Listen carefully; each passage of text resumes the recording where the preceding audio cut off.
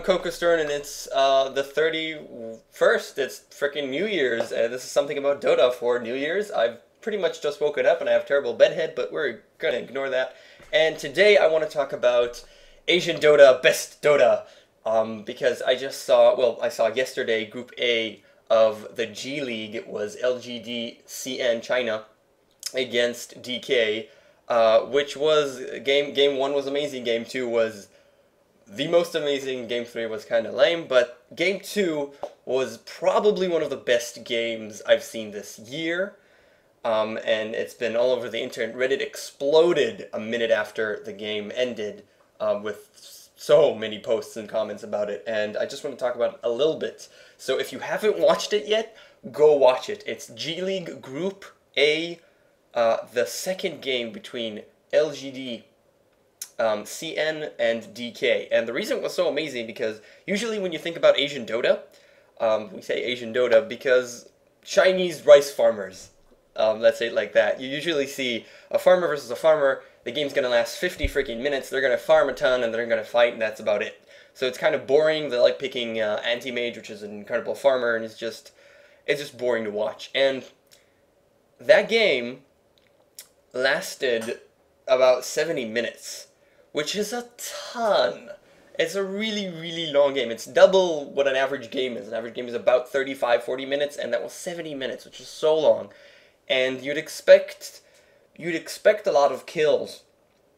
And that game didn't have a lot of kills. I don't think it even passed, I'm not exactly sure of the details, but I don't think there were more than 40 kills at that actual game.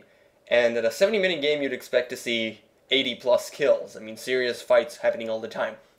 And even though there was a ton of farm and there were not a lot of kills, the game was incredibly interesting and tense. It was so tense. You just felt bottle up inside you because every little mistake would cost the team the game.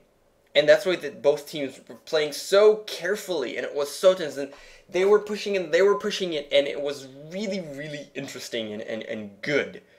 And it also showed some incredible farming when both Burning and Sylar, the carries on both the teams. Sylar had 260 CS at 20 minutes, which is so far and beyond what you'd expect. It's just, you just look and you're jaw-dropping, really. And he had full items at like 35, 40 minutes. Full items. All item slots full with big items. It was insane. And Burning quickly had the same, and it was really, really a remarkable game. So if you haven't watched it so far, you should watch it.